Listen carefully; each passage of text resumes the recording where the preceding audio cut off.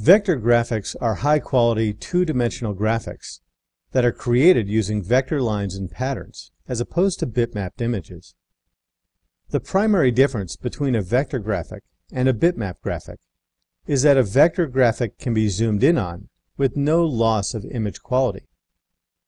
For example, if I have a soda can label and I want to be able to zoom in close to the label, I would be better off using a vector graphic, because as I zoom into a bitmap, I will begin to see the individual pixels.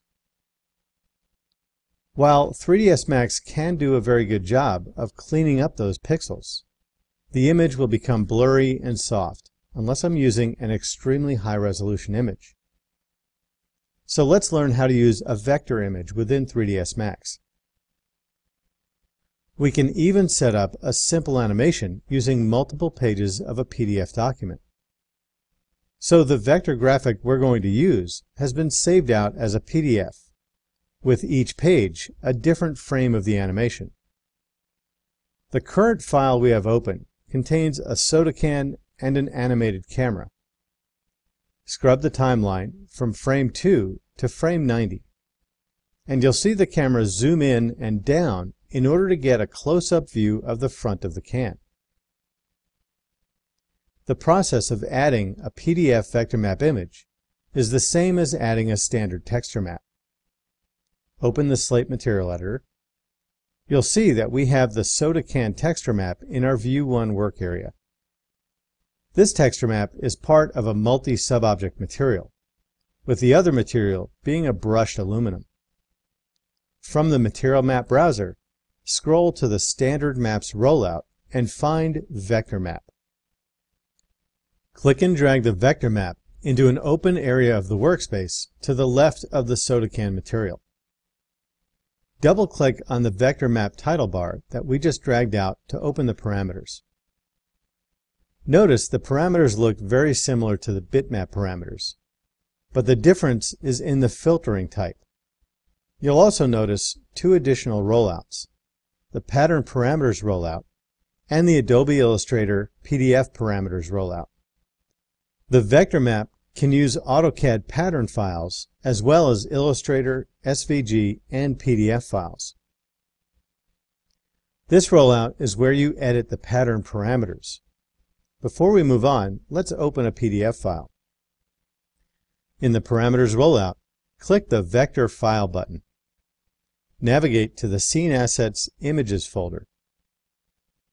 If you've opened an image from there before, it may be in your History dropdown. Once you navigate to the directory, double-click the Burple-Cola PDF file to open it. In the workspace, click and drag the output of the vector map to the input of the diffuse color map of the soda can material. Then, from the Slate Material Editor toolbar, click the Show Map in Viewport, Show on Soda Can option. This allows us to see the vector map in the viewport.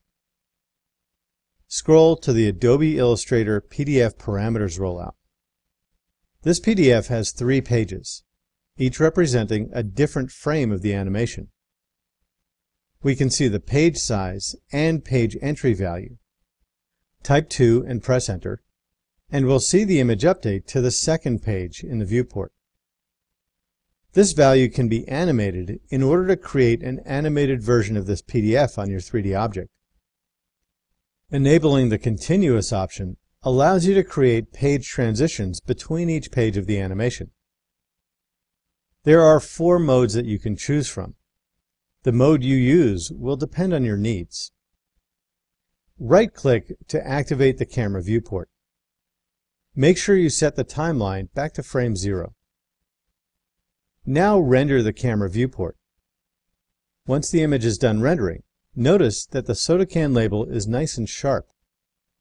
Now, we are a fair distance from the label, and at this point, even a bitmap image would probably look fine.